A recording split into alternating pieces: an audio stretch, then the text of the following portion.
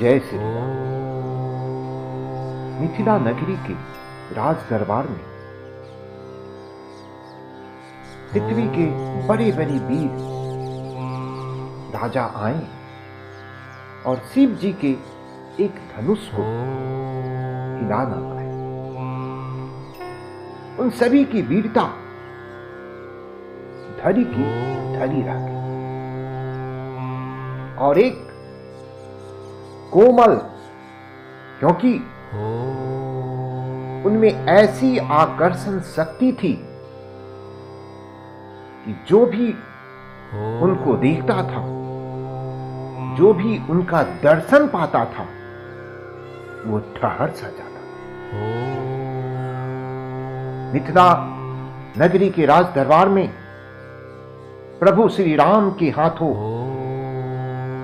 धनुष टूट चुका था और हर्ष की गगनचुंबी ध्वनि पूरे पृथ्वी से लेकर स्वर्ग तक बज रही थी। सारे देवताएं पुष्पों की वर्षा कर रहे थे और मिथिला के राजा जनक हर्ष से विभोर हुए जा रहे। श्री राम की माया से मां सीता विभोर थी। उनके मन में अजीब सी चंचलता खेल रही थी। अब बारी थी जयमाला की। सीता की सखियों ने सीता को अपने साथ लेकर प्रभु श्री राम के समीप लाए, परंतु जब सीता पास आई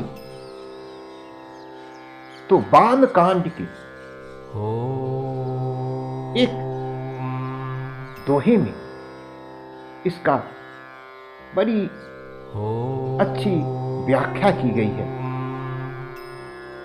जाई समीप राम छवि देखी, रही जनु कुंवरी चित्र अब रेखी। चतुर सखी नखी कहा बुझाई, पहिरावहु जयमाल सुहाई। सुनत जुगल कर माल उठाई, प्रेम विवश पहिराई न जाई। जाई समीप राम छवि देखी। यहां जाई समीप का अर्थ है कि जब सीता प्रभु राम के समीप पहुंची। क्यों समीप पहुंची? क्योंकि उसके पहले सीता जी ने प्रभु राम का दर्शन दूर से किया। आप सभी जानते हैं कि वो दूर से दर्शन कहां हुआ था। वो दर्शन मिथिला के पुष्प वाटिका में हुआ था। तो जैसे चकोरी चंद्रमा को दूर से देखती है, तो दूर से देखने के कारण वो चकोरी सी हो गई और जब पास से देखा तब ठहर सी गई, एक तस्वीर सी हो गई। क्योंकि प्रभु राम को दूर से देखा था तो उनकी जो सुंदरता है, उनके जो आकर्षण है, उनसे थोड़ी दूर रह गई और जब पास आया तो वो सुंदरता, वो आकर्षण में वो खो सी गई। समीप और दूर से देखने में इतना अंतर वाल्मीकि जी ने और तुलसीदास जी ने दिखाया है। अत्यंत निकट होने से सूक्ष्म, अति सूक्ष्म प्रभु राम की सूक्ष्म, अति सूक्ष्म सुंदरता पर माता सीता की दृष्टि पड़ी और रही जनु कुंवरी चित्र अब रेखी। रही मतलब ठहर गई। आई थी जयमाला पहनाने, लेकिन जयमाला हाथ में है और मां सीता प्रभु राम के मुख को देखकर उनके आकर्षण ऐसी खो गई कि तस्वीर बनकर वहीं ठहर गई और वो मूर्ति की भांति वहीं पर जड़ हो गई। रही जनु कुंवरी चित्र अब रेखी। चतुर सखी नखी कहा बुझाई, पहिरा बहु जय मान सुहाई। सीता जी को एक डर अंदर यह भी था कि सीते, यह जयमाला को प्रभु राम के गले में डाल दो, नहीं तो जो मेरी सखियां हैं वो सखियां बड़ी नटखट है और प्रभु राम का आकर्षण, उनका तेज ऐसा है कि कहीं इस क्षण में मेरी सखियों में से कोई एक सखी अगर मेरी माला को लेकर प्रभु राम के गले में डाल दी तब तो मैं भी गई। बड़ी विचित्र सी परिस्थिति थी। दिमाग कहीं और, मन कहीं और यह चंचलता अपने चंचल रूप में बड़ा ही मनोरम दृश्य उपस्थित कर रहा था। तुलसीदास जी ने बड़े ही चंचलता के साथ इस घटना को दर्शाया। सुनत जुगल कर माल उठाई, प्रेम विवश पहिराई न जाई। तुलसीदास जी ने यहां प्रेम के स्तंभ और कम दो भावों का दर्शन किया। या तो हाथ कांपने लगा और इससे न पहना सके। क्यों हाथ कांपने लगा? क्योंकि वो प्रभु के आकर्षण में इतनी मंत्रमुग्ध हो गई थी कि उनकी अपनी चेतना खो सी गई और यह चेतना खोए भी क्यों नहीं, क्योंकि प्रभु राम का रूप ही ऐसा है, उसे देखकर सबकी दशा ऐसी ही हो जाती है, चाहे वो उनके दुश्मन हो या फिर एक अदना सा आम आदमी, चाहे वो पुरुष हो चाहे वो स्त्री। यहां तो बात माता सीता की और उस प्रेम के उस आकर्षण में वो ऐसी खो गई कि उनके हाथ कांपने लगे और हाथ स्थगित होकर अर्थात ठहर सी। सोहत जन जुग जलज स्नाना, सहिसी सभीत देत जय माना।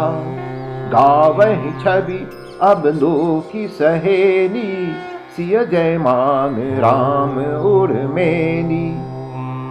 हाथ में माला उठाए हुए उनके हाथों की शोभा ऐसी हो रही है मानो डंडी सहित दो कमल डरते हुए चंद्रमा को जयमाल दे रहे।